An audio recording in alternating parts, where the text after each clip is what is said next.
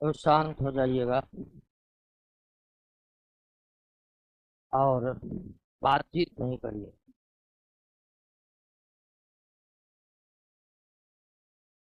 हमारी कोशिश रहती है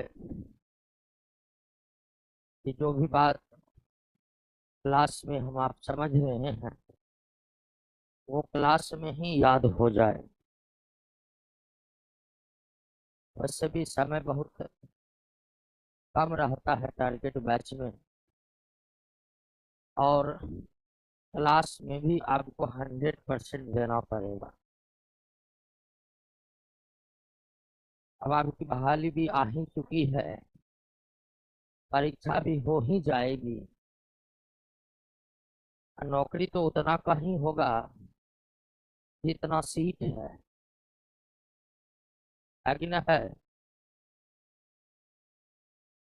तो इसलिए आपके हाथ में सिर्फ ये है कि आप पूरी तन्मयता के साथ अपने आप को इस तैयारी में झोंकिए,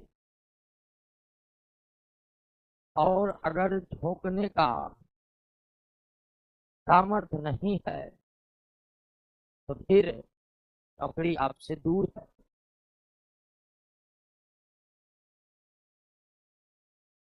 और शुरुआत से ही हम बता रहे हैं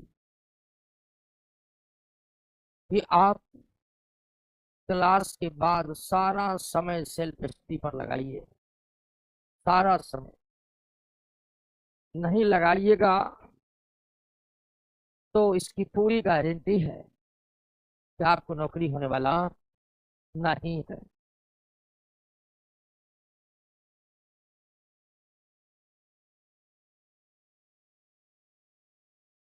अब ध्यान दीजिए दोस्तों, अब ज्यादा नहीं बोलेंगे। ज्यादा बोलेंगे आपको भी टेंशन हो जाएगा। सब कुछ को त्यागिए, पढ़ने में अपने आप को झोंक डालिए। तो जब जानते कि नौकरी सबको चाहिए, लेकिन हो, होगा उतना का ही जितना सीट है, चाहे पूरा बिहार पूरा काहे न पढ़ ले।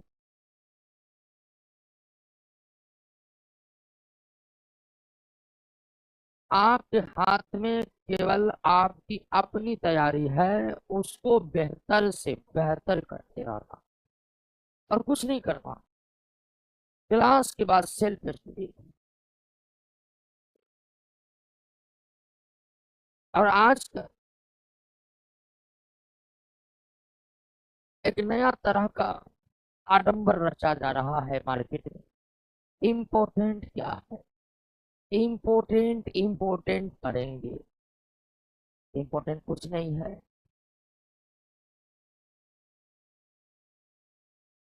इसका मतलब है कि आपका पूरा सिलेबस इम्पोर्टेंट। छांटना कुछ नहीं है, पढ़ना सबको है।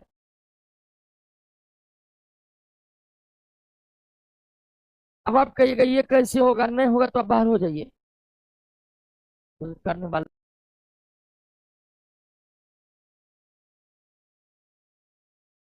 की कमी नहीं है दोस्तों।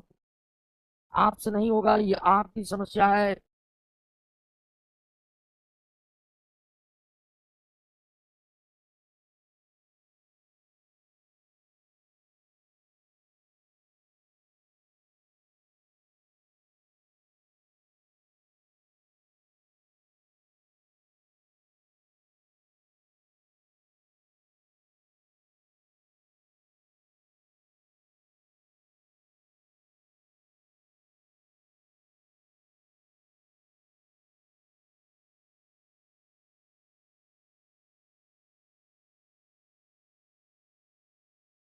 हम पूरा चैप्टर पढ़ा दिए।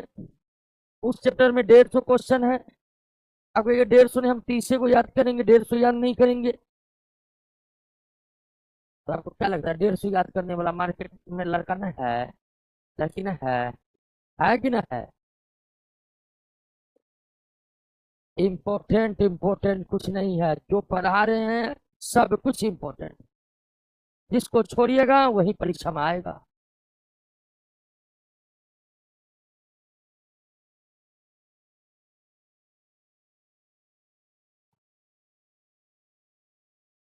तो आइए दोस्तों, अब ज्यादा नहीं बोलेंगे। ज्यादा बोलेंगे तो बोलिएगा कि बोलता है क्या। अब पूरा मूड को रिलैक्स कर, क्लास करना है, घर पर पढ़ना है, पढ़ने के अलावा कुछ नहीं करना है। खाना पीना तो सोना है ही, जो मूलभूत आवश्यकता है उससे वंचित होने की बात हम नहीं कर रहे। और कहाँ तक, हम तो सेल ही पढ़ा रहे थे, सेल तो पूरा पढ़ा दिए थे, नहीं पढ़ाए थे। अच्छा, सेल डिवीजन में बचा हुआ है। तो आइए दोस्तों, आज की क्लास में सेल डिवीजन को समाप्त कर देते हैं। क्लियर। और इस होली की छुट्टी में रोशन सर का परिस्थिति थोड़ा खराब हो गया, लेकिन स्थिति अब ठीक है। तो पहले ही बता देने, काफी सारे कमेंट आ रहे हैं। रोशन सर जो है वो सोमवार से पढ़ाएंगे। कब से? हाँ, सोमवार से। इंग्लिश में जो भी कहता है वो खा लीजिए, सोमवार से पढ़ाएंगे। और सोमवार को जितना तारीख है उसी तारीख को पढ़ाएंगे। क्या हुआ? जल्द ही इस सप्ताह तक से उबर आ जाएंगे। नहीं भी उबरेंगे तो सोमवार से दर्द के साथ पढ़ाएंगे। अब आइए दोस्तों, अब सभी ऑनलाइन वाले दोस्तों से रिक्वेस्ट है कि आराम से रहिए, कमेंट मत करिए और एकदम क्लास पर ध्यान दीजिए दोस्तों। सेल तो पढ़ ही लिए, आज हम सेल डिवीजन के बारे में पढ़ें। सेल डिवीजन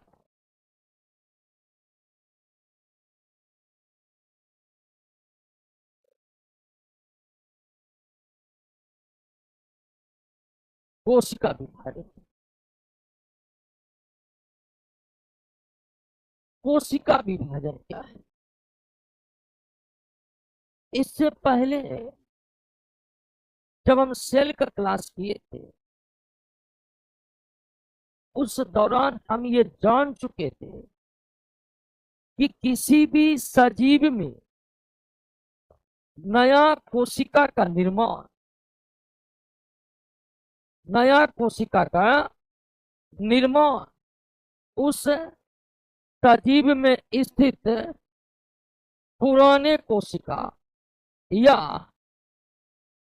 पहले से मौजूद पहले से मौजूद कोशिका से ही होता है।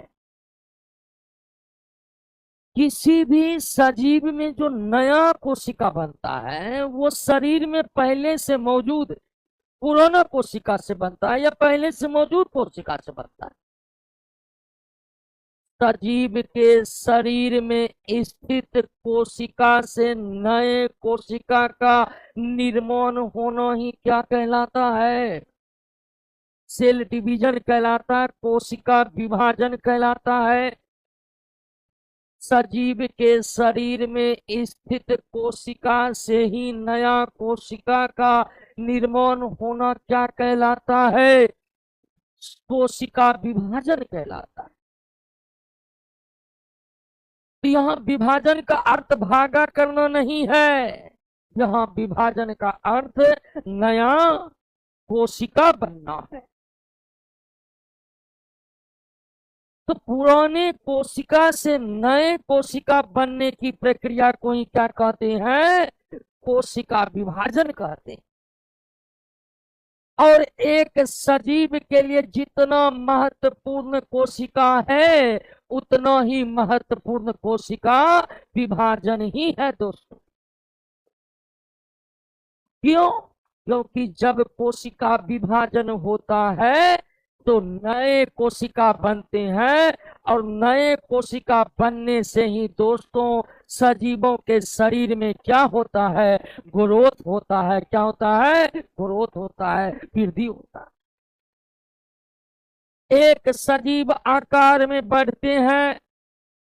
आकार में वो कैसे बढ़ते हैं? तो तब जब उसके शरीर में नए नए कोशिकाएं बनते हैं, नए नए कोशिकाएं। अगर कोशिका विभाजन होगा तो नया कोशिका नहीं बनेगा, नया कोशिका नहीं बनेगा तो क्या रुक जाएगी? वृद्धि रुक जाएगी। तो जंतु जो छोटे से बड़े हो जाते हैं और पौधे जो बड़े से छोटे हो जाते हैं, उनमें जो ग्रोथ लगातार होते रहता है, उसका परिणाम क्या है दोस्तों? कोशिका विभाजन नहीं होगा तो नए कोशिका ही नहीं बनेगी और अंततः सजीवों में ग्रोथ ही नहीं होगा, वृद्धि ही नहीं होगी।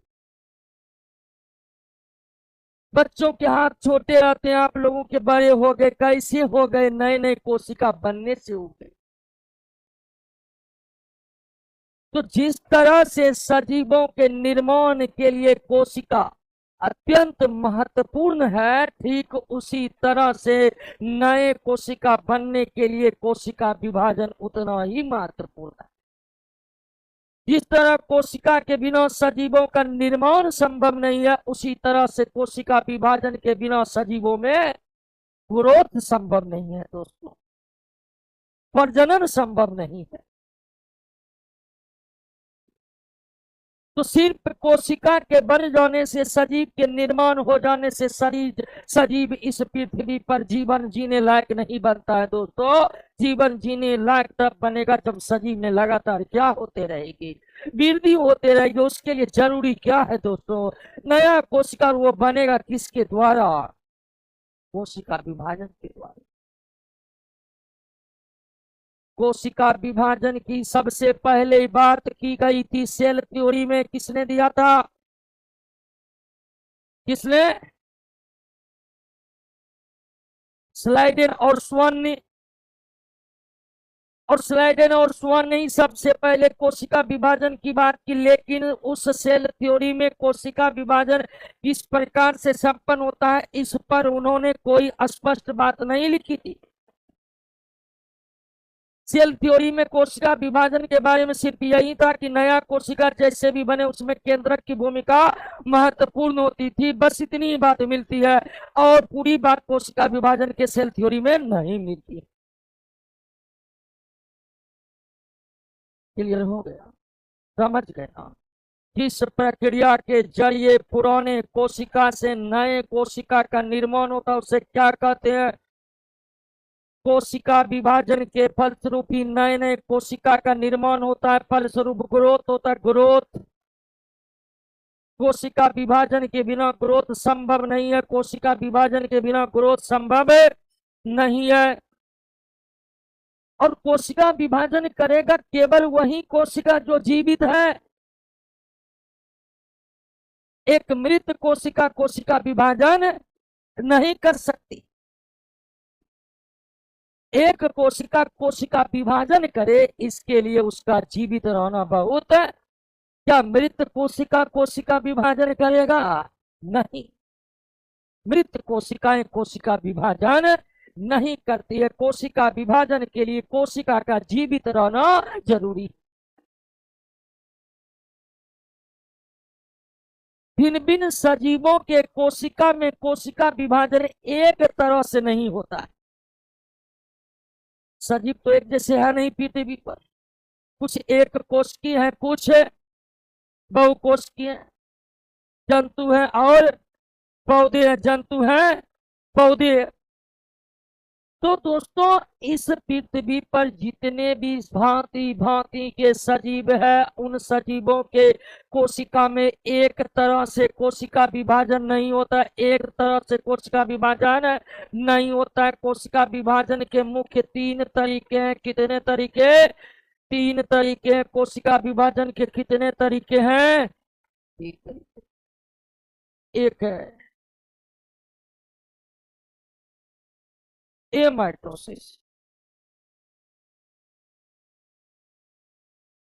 दूसरा माइटोसिस, तीसरा है मियोसिस। इसको कहते हैं असूत्री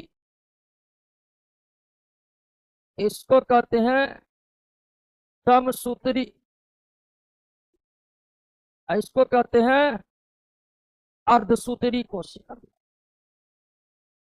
क्या सारे सजीवों के कोशिका में कोशिका विभाजन एक के तरह से होता है? नहीं, अलग अलग तरीके से होता है। कितने तरीके हैं कोशिका विभाजन के? 3 तरीके हैं। ए माइटोसिस, माइटोसिस और मियोसिस। अंग्रेजी में पढ़ने में कोई दिक्कत नहीं, नहीं इतना तो पढ़ना ही पड़ेगा। तो कोशिका विभाजन 3 तरीके से होता है, जिसमें सबसे आसान कोशिका विभाजन है और सबसे कॉम्प्लेक्स जटिल है मियोसिस। एमाइटोसिस सबसे आसान तरीके से होने वाला कोशिका विभाजन है, सब जबकि मियोसिस सबसे जटिल तरीके से होने वाला कोशिका विभाजन है।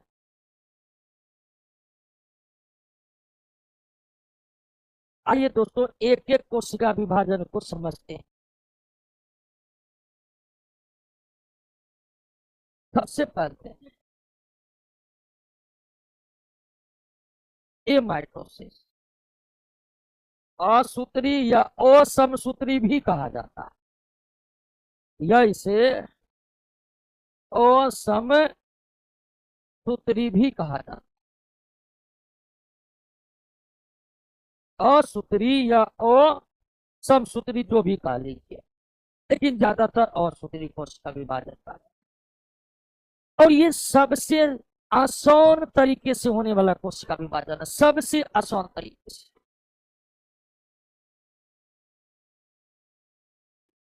इस कोशिका विभाजन में क्या होता है? मान लीजिए यह एक गोलाकार कोशिका, यह एक गोलाकार कोशिका और यह इसका केंद्रक।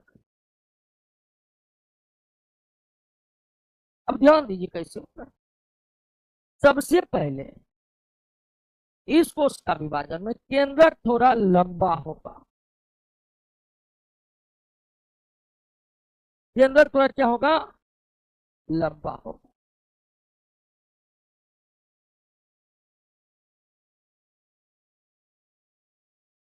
केंद्रक थोड़ा क्या होगा? लंबा। केंद्रक यानी सेल का न्यूक्लियस लंबा होगा। फिर लंबा होकर ये बीच से टूट जाएगा। बीच से क्या होगा? टूट जाएगा, यानी एक केंद्रक से 2 केंद्रक बन जाएगा। एक केंद्रक से 2 केंद्रक बन जाएगा। अब इस दोनों केंद्रक को कोशिका का कोशिका झिल्ली घेरने लगेगा।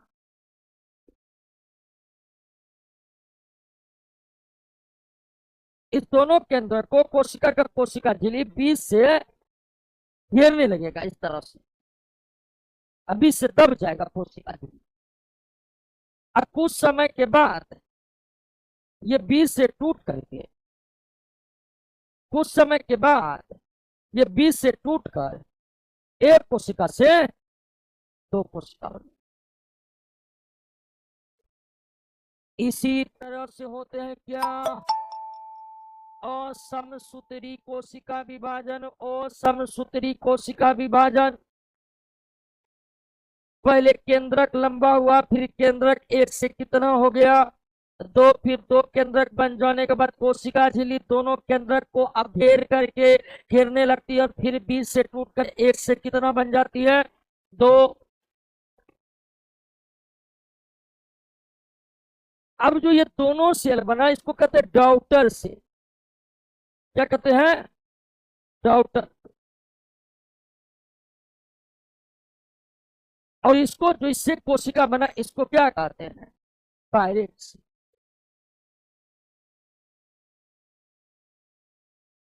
जो नया कोशिका बना उसे डॉटर सेल कहते हैं, और जिससे कोशिका बना उसे क्या कहते हैं? पेरेंट सेल का। कोई दिक्कत? समझ गए ना?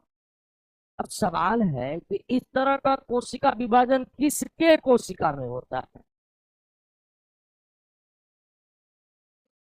हाँ बता रहे हैं। इस तरह का कोशिका विभाजन किसके कोशिका में होता है? तो जितने भी एक कोशिकीय सजीव है, जितने भी एक कोशिकीय सजीव है, वो इसी तरह से कोशिका विभाजन करते हैं। जैसे बैक्टीरिया, एक बैक्टीरिया एक से दो बनेगा किस कोशिका विभाजन से? तो इस तरह का कोशिका विभाजन प्राय एक कोशिकीय सजीवों में होता है। किसमें होता है? एक कोशिकीय सजीवों में होता है, एक कोशिकीय सजीवों में होता है। जैसे जीवाणु में होता है, प्रोटोजोआ में होता है। हम लोगों के शरीर में नहीं होता है इस तरह का कोशिका विभाजन। बात समझ गए ना? और इस कोशिका विभाजन की सबसे खास बात यह है कि इस कोशिका विभाजन में समय बहुत कम लगता है, जिसके कारण तेजी से नए नए कोशिका बनते, तेजी से नए नए कोशिका बनते। जितने भी एक कोशिकीय सजीव है वो इसी कोशिका विभाजन के द्वारा प्रजनन भी करते हैं। जैसे बैक्टीरिया है, एक बैक्टीरिया एक से दो होगा किस कोशिका विभाजन के द्वारा? प्रोटोजोआ एक से दो होगा किस कोशिका में? अब फिर दो से चार। आप समझ गए? और ये दोनों नया कोशिका, आप कहिएगा कि ये पुराने के टूट कर दो बन गए, नहीं। ये जो कोशिका है ये पूरा गाय खत्म, अब इसका कोई अस्तित्व है? ये बिल्कुल नया कोशिका है, नया नया। क्लियर हो गया? तो एक कोशिकीय सजीवों में अधिकांशतः किस प्रकार का कोशिका विभाजन होता है? एक कोशिकीय सजीवों में अधिकांशतः किस प्रकार का कोशिका विभाजन होता है? असूत्री। उसके बाद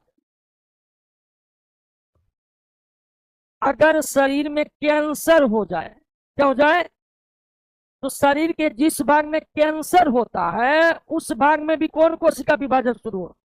असूत्री। इसीलिए कैंसर में देखिएगा गांठ बन जाता है। क्यों? तो जिस भाग में कैंसर हुआ वहां पर शुरू होगा क्या? असूत्री कोशिका विभाजन के द्वारा तेजी तेजी ढेर सारा नया कोशिका बन गया और वो क्या बना देता है? गांठ। और इतनी तेजी से कोशिका बनने लगती है कि स्वस्थ कोशिका उस कोशिका के दबाव को झेल नहीं पाती है और अंततः कैंसर विकराल होते जाता है। कैंसर में क्या होता है? कैंसर में कुछ ऐसे कोशिकाएं शरीर को में बन जाती है जिसकी आवश्यकता शरीर को, और वो अपनी संख्या इतनी अधिक बढ़ा लेती है कि जिस कोशिका की जरूरी है वो ठीक से कम नहीं कर पाता। तो मानव के शरीर के कोई भाग में अगर कैंसर हो जाए तो उस कैंसर वाले भाग में कौन से कोशिका विभाजन होने लगता है? असूत्री कोशिका विभाजन होने लगता है। लेकिन असूत्री कोशिका विभाजन एमाइटोसिस सेल डिवीजन मुख्यतः एक कोशिकीय में ही होता है। बहुकोशिकीय में वही कुछ विपरीत परिस्थिति जैसे कैंसर वाली स्थिति में ये होने लगता है। क्लियर हो गया? कोई दिक्कत? समझ गए? असूत्री और असूत्री कोशिका विभाजन में नया कोशिका झिल्ली का भी निर्माण नहीं होता। जो कोशिका झिल्ली पुराना बना था वही अब एक से बढ़कर दो भाग में बट गए। तो असूत्री कोशिका विभाजन में कोशिका तो नया बनते हैं लेकिन कोशिका झिल्ली नहीं। कोई दिक्कत? समझ गए? तो कोशिका विभाजन कितने प्रकार के होते हैं दोस्तों? 3 प्रकार के होते हैं। सबसे आसान कोशिका विभाजन कौन है? आपसे पूछेगा एक कोश के सजीव किस विधि से प्रजनन करते हैं, या एक कोश के सजीवों में प्रायः कौन सा कोश का विभाजन होता है? एमाइटोसिस। देख के लिए पहले केंद्रक लंबा होगा फिर 20 से टूटकर एक से केंद्रक जब एक से दो बनेगा उसे कोशिका झिल्ली चारों तरफ से घेर करके फिर एक से, यही है कौन कोशिका विभाजन। लेकिन ये प्राय बहुकोशिकीय में। क्लियर, आगे बढ़े।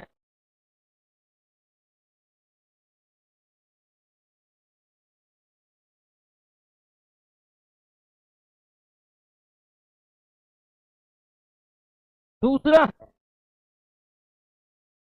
माइटोसिस।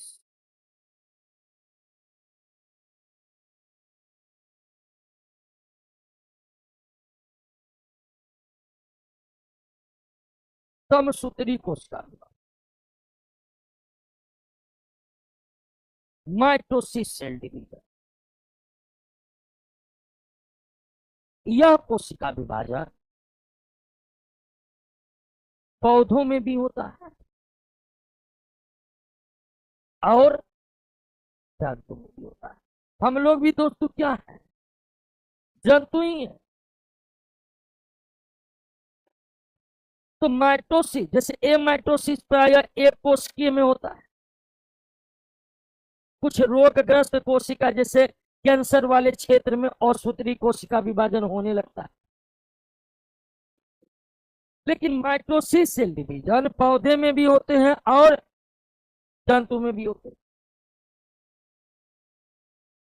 पौधे में भी होते हैं और जंतु में भी होते हैं। लेकिन पौधे और जंतु के सभी कोशिका में नहीं होता है। पौधे और जंतु के कायिक कोशिका में, कायिक कोशिका में होता है, सोमैटिक सेल में होता है। कायिक कोशिका में होता है, सोमैटिक सेल में होता है। और ये कायिक कोशिका क्या है? कायिक कोशिका क्या है? तो दोस्तों एक, जैसे मानव शरीर है, मानव के शरीर में जितने भी कोशिका है उन सारे कोशिका को आप दो भागों में बांट सकते हैं। एक सजीव के शरीर में या मानव के शरीर में जितने भी कोशिका, उसे आप कितने भागों में बांट सकते हैं? दो भागों में। एक कायिक कोशिका और दूसरा जनन कोशिका। एक कायिक कोशिका और दूसरा somatic cell and reproductive cell. Somatic cell and reproductive cell,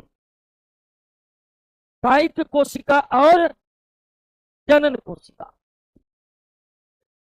ऐसी कोशिका जो जनन में भाग लेती है उसे हम क्या कहते हैं? जनन कोशिका। जनन कोशिका के अतिरिक्त जितने भी कोशिका है वो, जनन कोशिका बहुत कम है। जनन कोशिका में, जनन कोशिका में आता है स्पर्म कोशिका, ओभा कोशिका और पोलन ग्रेन। कौन आता है? पोलन ग्रेन को पराग कण कहते हैं। क्या कहते हैं? ओभा को अंडाणु कहते हैं, स्पर्म को शुक्राणु कहते हैं। ये तीनों कोशिका कैसा कोशिका है? जनन कोशिका। क्योंकि इसी कोशिका के फलस्वरूप जनन की प्रक्रिया पूरी होती है। इन तीनों कोशिका छोड़ दीजिए, सारा कोशिका कौन कोशिका है? कायिक कोशिका।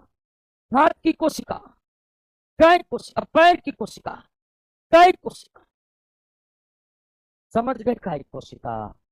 जनन कोशिका के अतिरिक्त सारा कोशिका कैसा कोशिका? कायिक कोशिका। जनन कोशिका तो बहुत कम है, उसके बाद रेस्ट सब क्या है?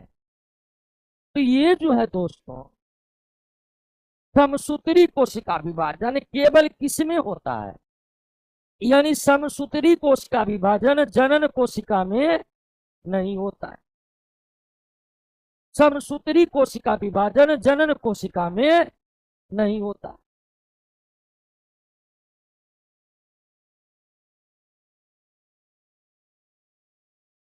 बात समझ गए ना? तो अब समझ रहे हैं ना?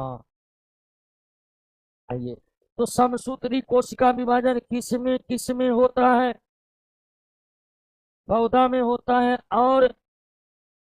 और पौधा और जंतु के किस कोशिका में होता है? क्या जनन कोशिका में समसूत्री होता है?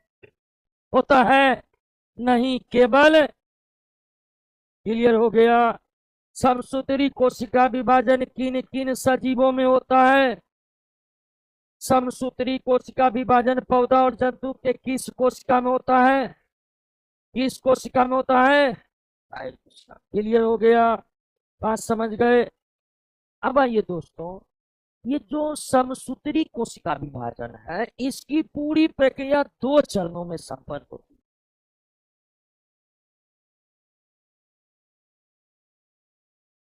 समसूत्री कोशिका विभाजन,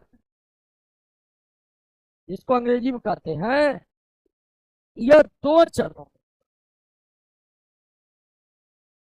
कितने चरणों में? 2 चरणों में पूरा होता है। पहला चरण है Cairo kinesis. Cairo kinesis, Hindi में भी इसे कैरियो काइनेसिस ही कहते हैं। और दूसरा चरण है साइटोकाइनेसिस। माइटोसिस सेल डिवीजन की पूरी प्रक्रिया कितने चरणों में गुजरती है? कितने चरणों में? कैरियोकाइनेसिस और साइटोकाइनेसिस। कैरियोकाइनेसिस और साइटोकाइनेसिस।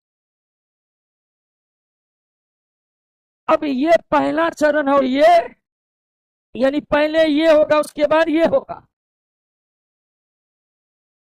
अब आइए, पहला चरण कैरियोकाइनेसिस का मतलब क्या होता है? कोशिका के केंद्रक के विभाजन को क्या कहते हैं? और साइटोकाइनेसिस का मतलब कोशिका के कोशिका द्रव का विभाजन को क्या कहते हैं? कोशिका द्रव के विभाजन को क्या कहते हैं? साइटोकाइनेसिस। केंद्रक के विभाजन को कैरियोकाइनेसिस और कोशिका द्रव के विभाजन को साइटोकाइनेसिस कहते हैं। क्लियर हो गया। और ये दोनों चरण में, ये पहला चरण है और ये पहला चरण है।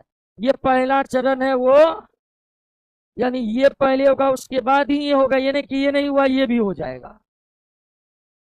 कैरियोकाइनेसिस का मतलब क्या? साइटोकाइनेसिस का मतलब क्या? कोई दिक्कत? अब ध्यान दीजिए दोस्तों कि कैरियोकाइनेसिस अवस्था, माइटोसिस का कैरियोकाइनेसिस अवस्था मुख्य रूप से 4 चरणों में जाकर कंप्लीट होती है। कितने चरणों में?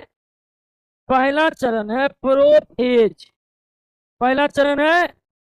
अब इस हर फेज को डिटेल में पढ़ने की जरूरत नहीं है।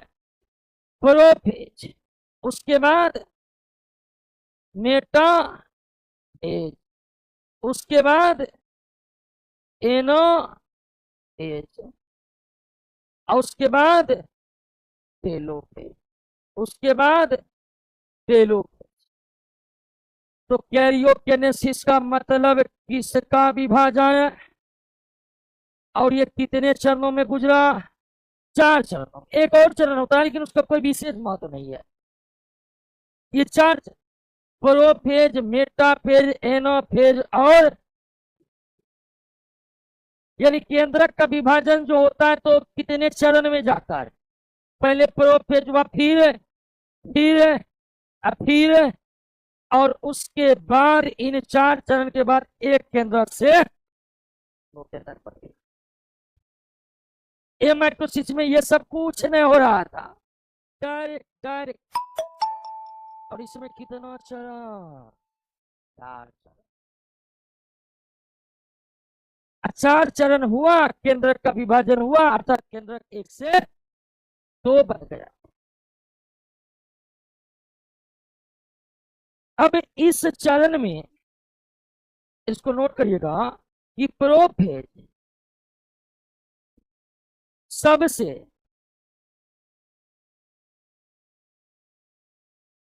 ज्यादा समय लेता, प्रोफेज सबसे ज्यादा समय लेता और एनाफेज सबसे कम समय लेता है, सबसे कम समय लेता है। कैरियोकेनेसिस कितने चरणों में जाकर कंप्लीट हुआ? कितने चरणों में? 4 चरणों में। सबसे लंबा चरण या सबसे लंबे समय तक चलने वाला चरण और सबसे छोटा चरण अर्थात सबसे कम समय में कंप्लीट होने वाला एनाफेज। और सब प्रोफेज और एनाफेज में ये डिफरेंस है कि प्रोफेज सबसे लंबे समय तक चलता है और एनाफेज सबसे कम समय तक चलता है। एनाफेज सबसे कम समय तक चलता है। क्लियर? बात समझ गए? और 4 चरण खत्म होने के बाद, 4 चरण खत्म होने के बाद कैरियोकेनेसिस से केंद्र का क्या हो गया? विभाजन का मतलब 1 से, और कैरियोकेनेसिस कंप्लीट। अब शुरू होगा क्या? साइटोकेनेसिस में ये कोई चरण वरण नहीं।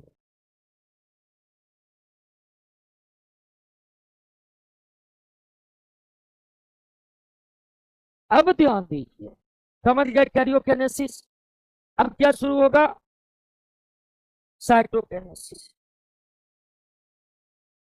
अब क्या शुरू होगा दोस्तों? साइटोकाइनेसिस। साइटोकाइनेसिस।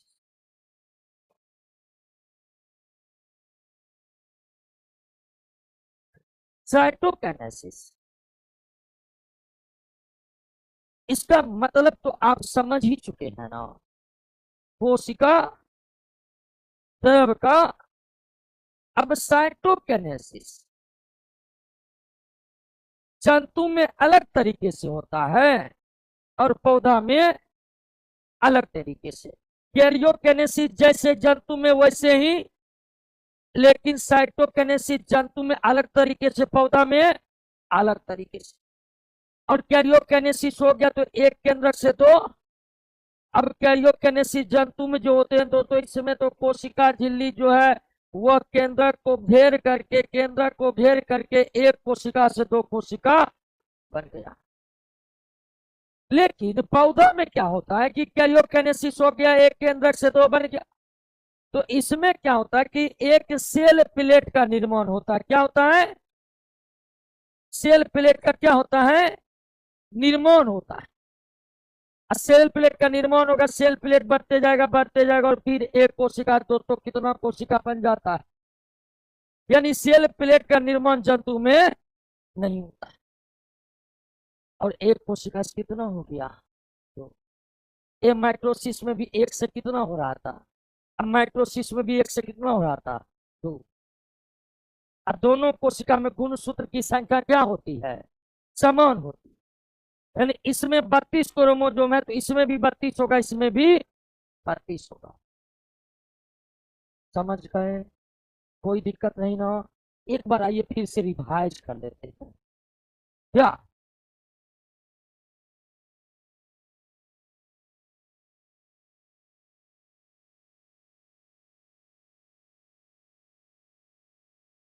होता है पौधा भी में। और माइटोसिस सेल डिवीजन पौधा। 1 सेकेंड।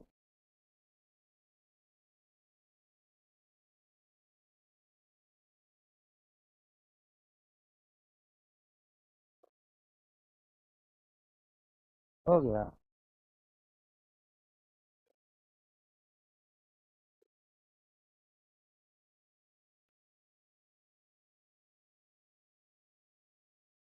हो गया। चलिए आइए एक बार रिवीजन क्लास चंद सेकेंड के लिए गड़बड़ाया था, ठीक हो गया है। सभी ऑनलाइन वाले दोस्त आपको ज्वाइन करना बंद कर दीजिए। माइटोसिस सेल डिवीजन किसकी सजीव में होता है?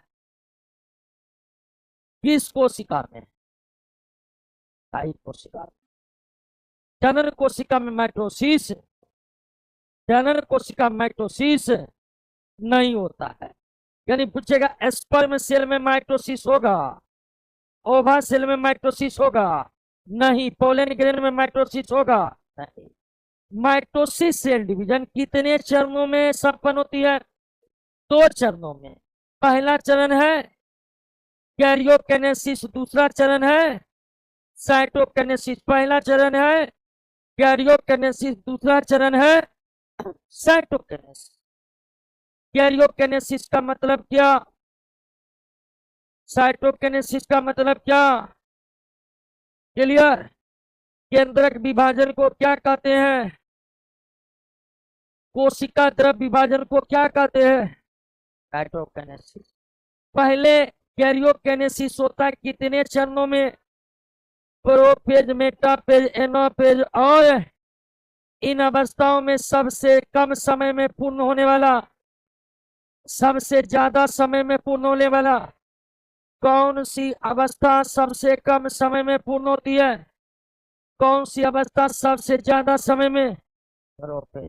उसके बाद जब कैरियोकिनेसिस हो जाता है तो एक केंद्रक से 2 केंद्रक बन जाता है और फिर शुरू होता है क्या? कैरियोकिनेसिस तो पौधा और जंतु में एक समान तरीके से होता है, लेकिन साइटोकिनेसिस पौधा और जंतु में एक समान तरीके से नहीं होता है। साइटोकिनेसिस जंतु में कोशिका द्रव के आपस कोशिका झिल्ली के द्वारा केंद्रक को घेरने के उपरांत होता है, जबकि पौधा में साइटोकिनेसिस के लिए क्या बनता है? सेल प्लेट का निर्माण केवल पौधे में होता है, जंतु में नहीं होता।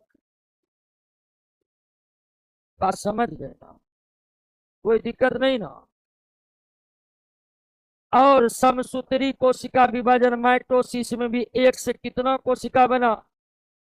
दोनों में गुणसूत्र की संख्या पेरेंट सेल के तुलना में क्या होता है? यानी जितना पेरेंट सेल में अगर 36 है तो डॉटर सेल में भी कितना होगा? 36 क्रोमोसोम। क्लियर हो गया? बात समझ गए? कोई दिक्कत नहीं ना? माइटोसिस समझ गए, ये माइटोसिस समझ गए। और माइटोसिस सेल डिवीजन का खोज वाल्थेर फ्लेमिंग ने किया था, या वाल्टर फ्लेमिंग, जो भी कहिएगा।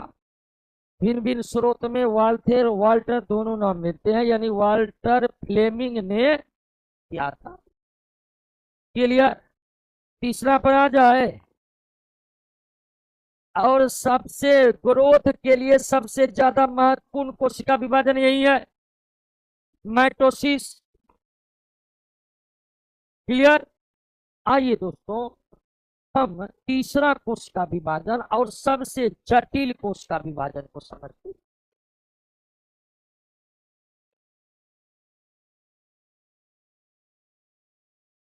मियोसिस।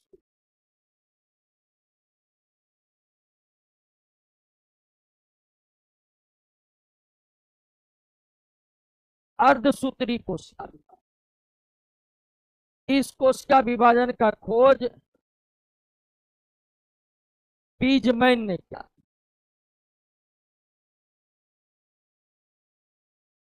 मियोसिस सेल डिवीजन का खोज किसने किया था? और माइटोसिस का वाल्टर फ्लेमिंग ने। मियोसिस का नोट कर लीजिएगा, बीजमैन ने। आपके नोट में शायद इनका नाम मिस्टेक कर लिए।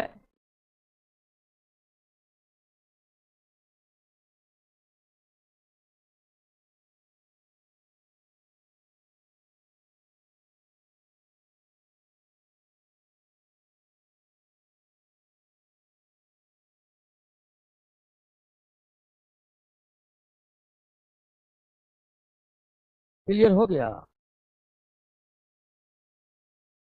यह कोशिका विभाजन, यह कोशिका विभाजन केवल जनन कोशिका में होता, केवल जनन कोशिका में होता, केवल जनन कोशिका। जनन कोशिका में कौन? जैसे स्पर्म सेल में होता है, ओभा सेल में होता है, और तीसरा पोलन ये जनन पोलन ग्रेन नामक जनन कोशिका पौधा में होता है, जंतु में नहीं होता। यानी स्पर्म से नया स्पर्म बनेगा किसके द्वारा? ओभा से नया ओभा बनेगा किसके द्वारा? पोलन ग्रेन से नया पोलन ग्रेन बनेगा किसके द्वारा? मियोसिस के द्वारा। अर्धसूत्री कोशिका विभाजन मियोसिस सेल डिवीजन केवल और केवल जनन कोशिकाओं में होता है। यह कोशिका विभाजन जनन कोशिकाओं के अतिरिक्त किसी में नहीं होता है। जनन कोशिका के अतिरिक्त किसी में नहीं होता है। यानी जनन करने का मुख्य आधार कौन कोशिका विभाजन है? मियोसिस। ये नहीं होगा तो स्पर्म सेल ही नहीं बनेंगे और व्यक्ति या कोई भी जंतु प्रजनन ही नहीं कर पाएगा, बच्चे पैदा ही नहीं कर पाएगा इस कोशिका विभाजन के बगैर। बात समझ लेना। और ये सबसे जटिल कोशिका विभाजन, सबसे जटिल और सबसे लंबे समय तक चलने वाला कोशिका विभाजन, सबसे जटिल और सबसे लंबे समय तक चलने वाला कोशिका विभाजन। ध्यान दे रहे हैं? ध्यान दीजिए। मजा जिसको नहीं आ रहा है वो जान लीजिए पढ़ाई कोई मजा का चीज नहीं है कि आपको मजा आएगा। समझे कि नहीं? तो मियोसिस सेल डिवीजन केवल किन कोशिका में होता है? जनन कोशिका कौन कौन है? आपसे पूछेगा स्पर्म सेल, नया स्पर्म सेल का निर्माण किस कोशिका विभाजन के जरिए करें? मानव के शरीर में शुक्राणु कोशिका निर्माण किसके द्वारा? अंडाणु कोशिका निर्माण किसके द्वारा? क्लियर? अब मियोसिस सेल डिवीजन जो है दो चरणों में सकता है। माइटोसिस भी दो चरण में हुआ था, मियोसिस भी दो चरण। मियोसिस भी कितने चरण में? दो चरण में। चार चरण में? दो ही चरण में डियर, दो ही चरण में होता है।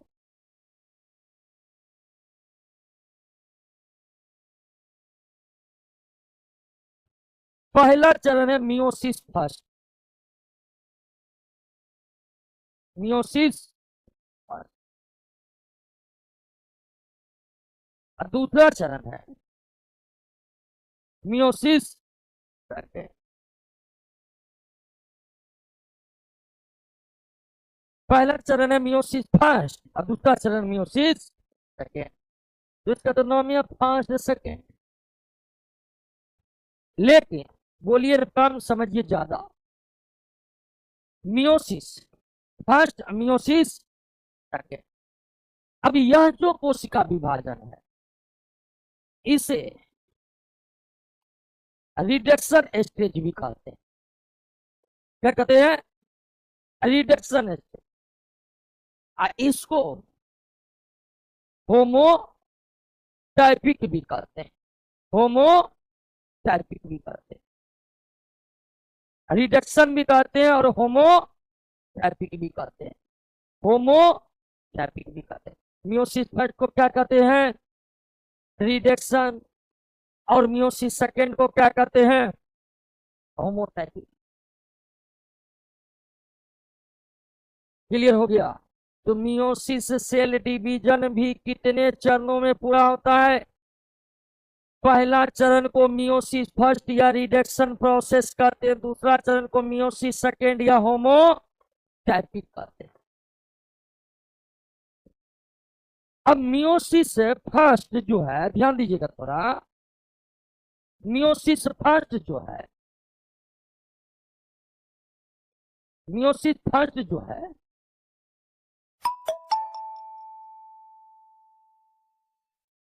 इसमें होता है प्रोफेज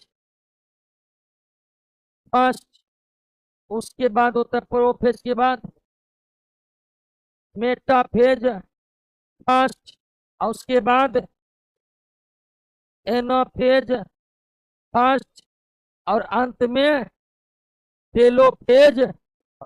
फेज नहीं लिखे हैं सब में, समझ गए होंगे आप।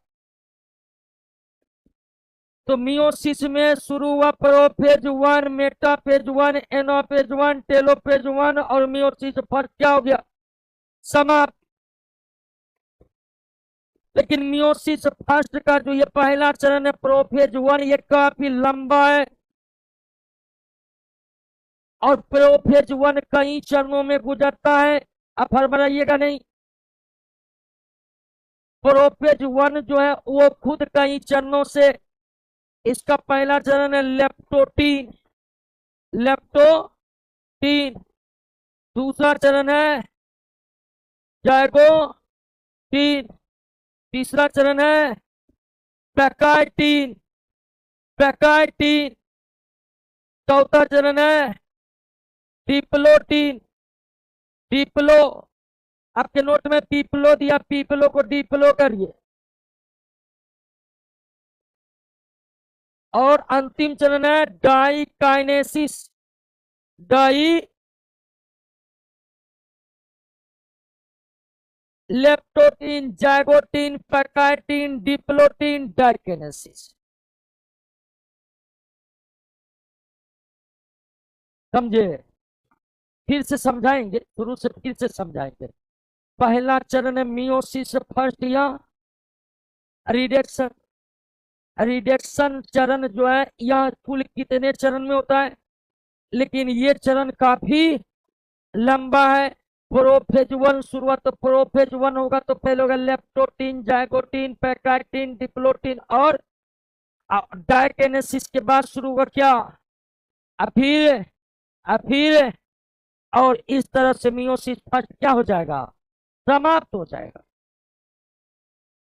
नोट में डी की जगह पी लिख दिया गया तो आप लोग सही कर लीजिएगा। नोट में पी की जगह डी की जगह पी लिखा गया है तो पीपलो पढ़ते होंगे आप, वहां डिप्लो कर लीजिए।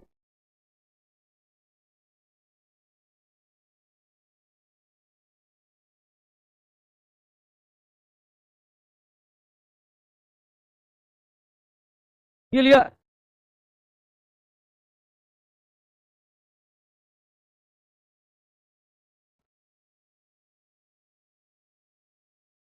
चलिए, बहुत कड़ा धीरे पढ़ा रहे हैं। अब सब टीचर एक के जैसा पढ़ाएंगे तो काम चलेगा।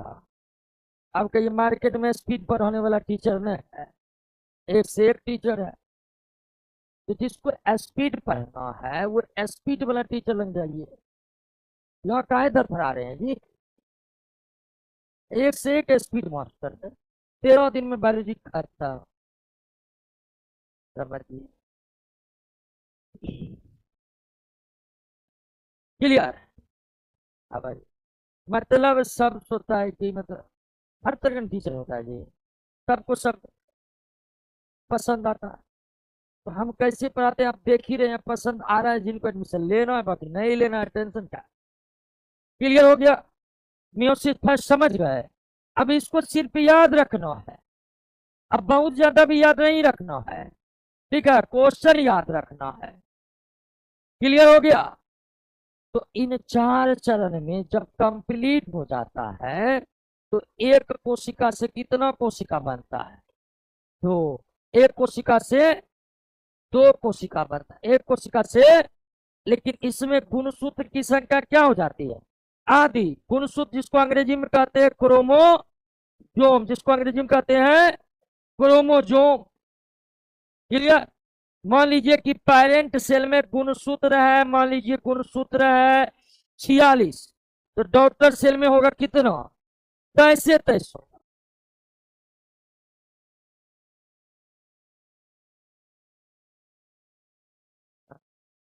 आ गया? आज नेट ज्यादा कट रहा है थोड़ा।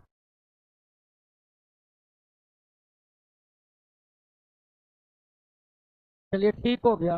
तो चंद सेकेंड के लिए नेट गड़बड़ाता है, आप लोग इतना हड़बड़ा कमेंट मत करिए, थोड़ा तो 4 सेकेंड वेट कर लीजिए। अब ठीक कर लिया गया है, अब ध्यान दीजिए। तो क्या देखे थे आप लोग शुरुआत में कि मियोसिस सेल डिवीजन कितने चरण में हुआ? दो चरण में हुआ। पहला चरण है मियोसिस फर्स्ट और दूसरा चरण मियोसिस। मियोसिस फर्स्ट को रिडक्शन भी कहते हैं। नहीं चल रहा है जी। मियोसिस फर्स्ट को रिडक्शन भी कहते हैं, मियोसिस टू को होमोटाइपिक भी कहते हैं, मियोसिस टू को होमोटाइपिक भी कहते हैं, होमोटाइपिक भी कहते हैं। अब मियोसिस फर्स्ट या रिडक्शन कुल कितने चरण में हुआ? 4 चरण में। ये जो चरण है ये सबसे लंबा, ये खुद 3 2 5 चरण लेता है तब जाकर ये शुरू होता है। अब मियोसिस फर्स्ट हुआ, एक कोशिका कितना बन गया? 2 कोशिका। और दोनों कोशिका में गुणसूत्र की संख्या पहले का आधा रह जाता है। मियोसिस फर्स्ट समाप्त, अब शुरू होगा मियोसिस सेकेंड। अब शुरू होगा meiosis second. Meiosis second same to same mitosis की तरह होता, माइटोसिस की तरह। अभी तुरंत अब माइटोसिस पढ़े हैं जी। सेम टू सेम उसी तरह होता है। कौन? अब माइटोसिस पढ़े कि पहले कैरियोकाइनेसिस होता है उसके बाद साइटोकाइनेसिस होता है। तो same to same meiosis two किसके तरह होता है? माइटोसिस की तरह। कैरियोकाइनेसिस होगा, उसमें प्रोफेज, मेटाफेज, एनाफेज, टेलोफेज होगा, फिर साइटोकाइनेसिस होगा और एक कोशिका से 2 कोशिका बन जाएगा। तो मियोसिस 1 थोड़ा सा जटिल है, लेकिन meiosis same to same meiosis 2 same किसके तरह? और मियोसिस 2 होने के बाद भी एक कोशिका कितना कोशिका? और जब टोटल मियोसिस पूरा हो जाता है दोस्तों, टोटल मियोसिस पूरा हो जाता है तो एक कोशिका कितना कोशिका बनता है? एक कोशिका कुल कितना कोशिका बनता है? 4 कोशिका बनता है। कितना? 4 कोशिका बनता है। कितना कोशिका बनता है? 4 कोशिका बनता है। 4 न बनेगा? 2 बनता मियोसिस फर्स्ट में, 2 बनता मियोसिस और 2 बनता मियोसिस, 2 बनता मियोसिस सेकेंड।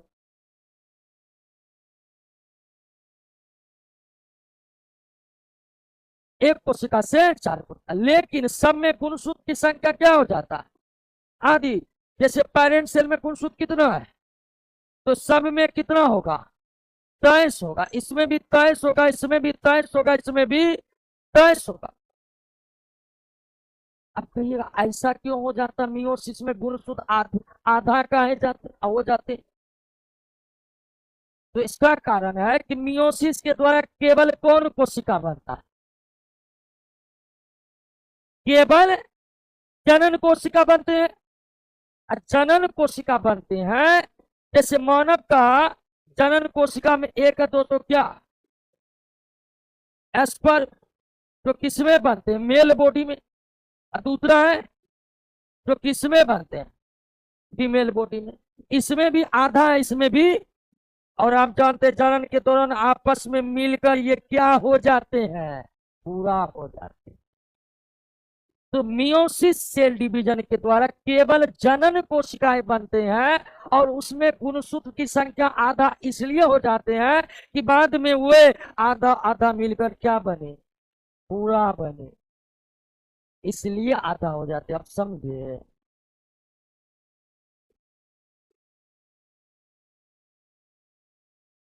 कोई दिक्कत?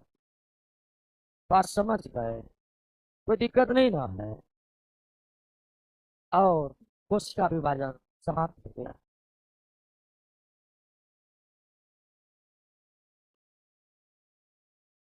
पहला चैप्टर समाप्त ना। इसका आंसर अपलोड कर देंगे। आप लोग को हमें पूरा यकीन है कि जिस तरह से हम इस चैप्टर को कंप्लीट करवाए हैं ना, इस तरह फाउंडेशन बैच में भी नहीं करवाए। तो हमें पूरा ये आशा कि 80% क्वेश्चन आप लोग बना लिए होंगे। कुछ में तो दिक्कत हुआ होगा। तो आज जो है ना क्वेश्चन का आंसर आपके जो ऑनलाइन है उसमें अपलोड कर देंगे और वो बिल्कुल फ्री रहेगा। पेड में भी रहेगा तो जो भी खोलेगा आंसर खुल जाएगा। क्लियर? मान लीजिए बहुत का ऑनलाइन नहीं है, केवल ऑफलाइन है, तो उनको दिक्कत हो जाएगा। ठीक है ना। तो आंसर आज आप लोगों को अवेलेबल करा देंगे, कोई दिक्कत। अब आप कहिएगा क्वेश्चन भी कराइएगा, तो आप जानते हैं समय कम है, सिलेबस बड़ा है। थ्योरी तो एक एक पार्ट अच्छा से पढ़ा दिए हैं। अब एक दो क्वेश्चन में अगर दिक्कत होगा तो उसको रट जाना है, समझने में तो कोई दिक्कत होगा नहीं दोस्तों।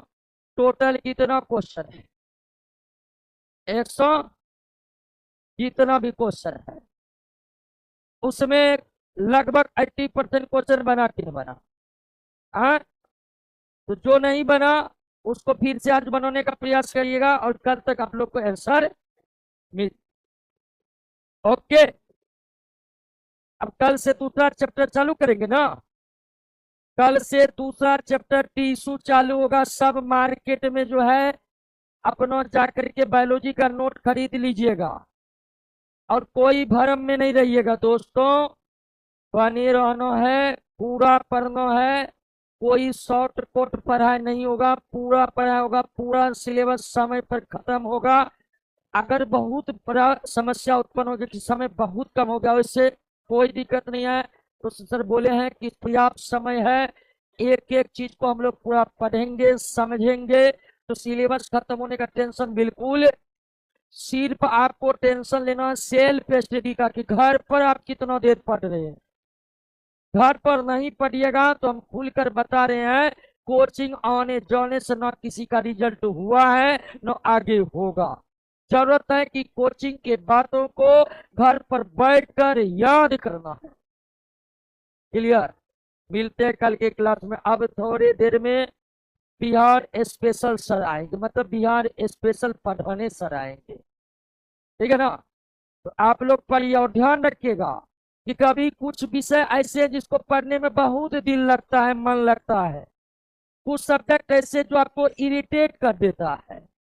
तो जो इरिटेट कर रहा है उससे भागना, उसको भी जबरदस्ती पढ़ना, क्योंकि रिजल्ट उसके पढ़े बिना भी आपका होने वाला नहीं है दोस्तों।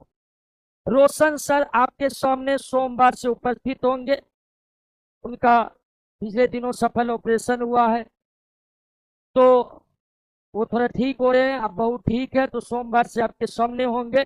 तब तक हमारा और बिहार स्पेशल जो सर पढ़ाते हैं उनका क्लास कीजिए, आप लोग बैठे रहिए। कल मिलते हैं दोस्तों हम दूसरा चैप्टर जिसका नाम है टीसू। ठीक है ना। अगले सप्ताह से अगले सप्ताह से 2 दिन, सप्ताह में 2 दिन शनिवार और रविवार फिजिक्स भी चालू।